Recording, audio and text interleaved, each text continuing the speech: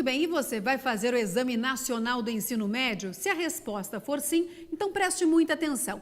Hoje, agora, vamos trazer dicas importantes. O Enem acontece nos dias 5 e 12 de novembro e as provas estão chegando, por isso eu recebo aqui no SBT Meio Dia, obrigada pela presença, o Walter, que é o professor de redação, e também o Alencar, que é professor de literatura. Obrigada, meninos, pela presença nessa reta final dos exames. Nós que agradecemos. O prazer é nosso. Então vamos lá, a gente sabe que nessa reta final a revisão é importante. Quem estudou, já estudou, né? Sim, e agora sim. a gente pode revisar. A prova de redação vai ser no dia 5, que é o primeiro domingo do Enem. O que nós podemos falar dessa prova, da importância da redação? A prova de redação é uma prova sui generis, né? Porque, na verdade, no Enem eles solicitam um texto dissertativo, que é comum em todos os vestibulares.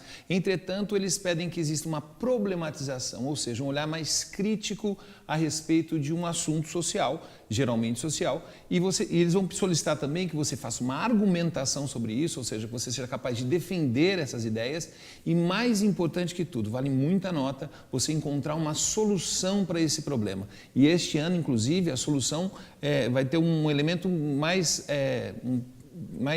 denso, né? Que seria a possibilidade de você trabalhar com a solução com 5 itens. O agente, quem vai fazer essa ação da solução, como vai ser feito, o que vai ser feito e qual o efeito disso. Tudo isso ainda com detalhamento, ou seja, um grau de dificuldade um pouquinho maior para a redação desse ano. Então, a estrutura da redação é importante, a interpretação do aluno do assunto é importantíssimo também? Importantíssimo, porque ela é formada por uma interpretação, uma coletânea de textos, então você tem um comando e uma coletânea de textos que pode, inclusive, ser utilizado. Não copiado, não copie jamais trechos da coletânea para o seu texto, mas as informações podem ser utilizadas, podem ser selecionadas para isso. Geralmente, a estrutura mais básica tem uma problematização na introdução, discussão de uma causa, de uma consequência e a solução no último parágrafo. Alguns prováveis temas. Nossa, são temas, geralmente temas sociais, amplos. Atuais?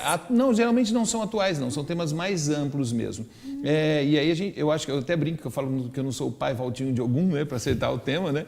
Mas na verdade sempre está baseado com um olhar sobre o problema, né? A própria coletânea já te auxilia nisso.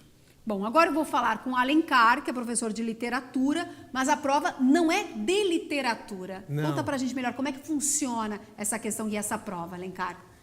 Então, boa tarde a todos, ou bom dia. A prova de linguagens e códigos é uma prova muito ampla, talvez seja a prova mais ampla que o Exame Nacional do Ensino Médio propõe, né? Porque é uma prova que envolve literatura, sim, né? Você tem questões sobre épocas literárias, né? Romantismo, realismo.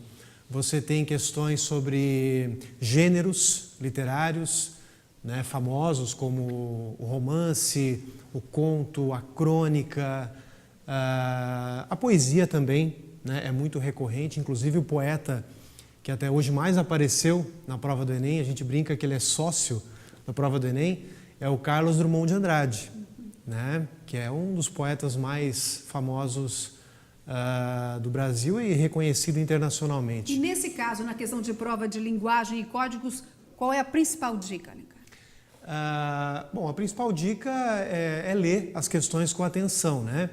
Mas como a gente estava comentando, além da literatura, né, você também pode encontrar questões sobre artes, né? Você sempre encontra artes plásticas, escultura, né? Pablo Picasso, por exemplo, é um pintor que já apareceu bastante.